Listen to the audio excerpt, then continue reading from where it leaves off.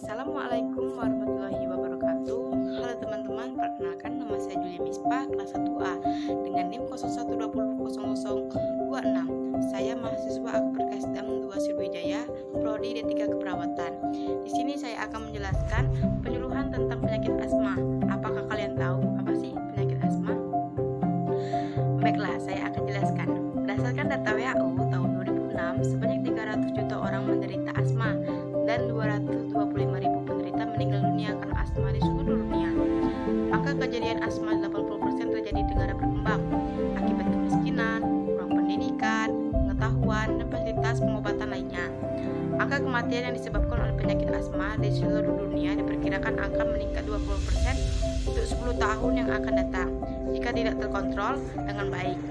Hasil penelitian Study on Asthma and Allergy in Childhood pada tahun 2006 menunjukkan bahwa Indonesia prevalensi gejala penyakit asma meningkat 4,2% menjadi 5,4%. Penyakit asma tidak dapat disembuhkan, namun dalam penggunaan obat-obatan yang ada saat ini hanya berfungsi untuk menghilangkan gejalanya saja.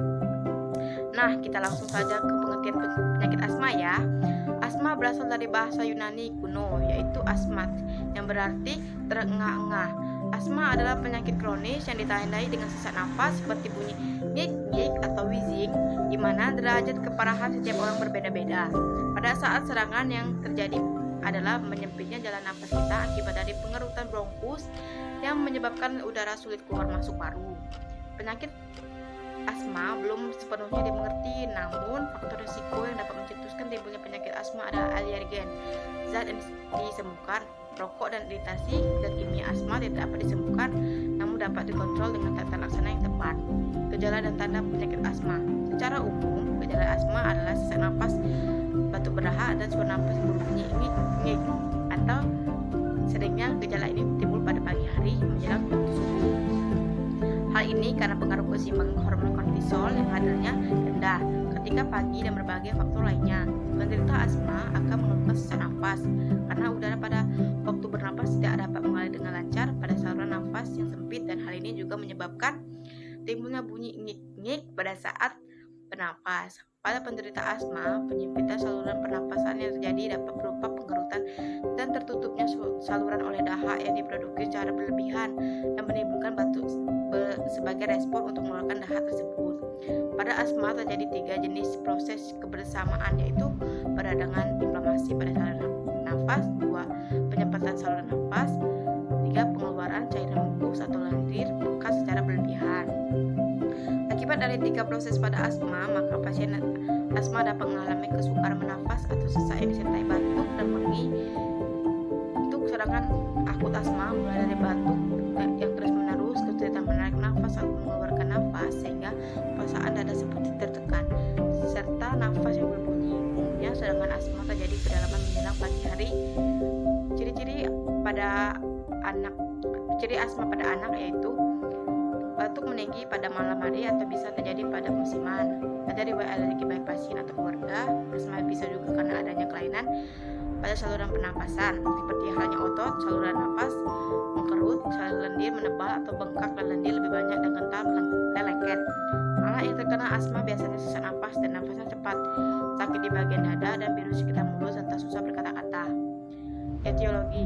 Ada beberapa hal yang merupakan faktor predisposisi dan prepetitasi timbulnya serangan asma.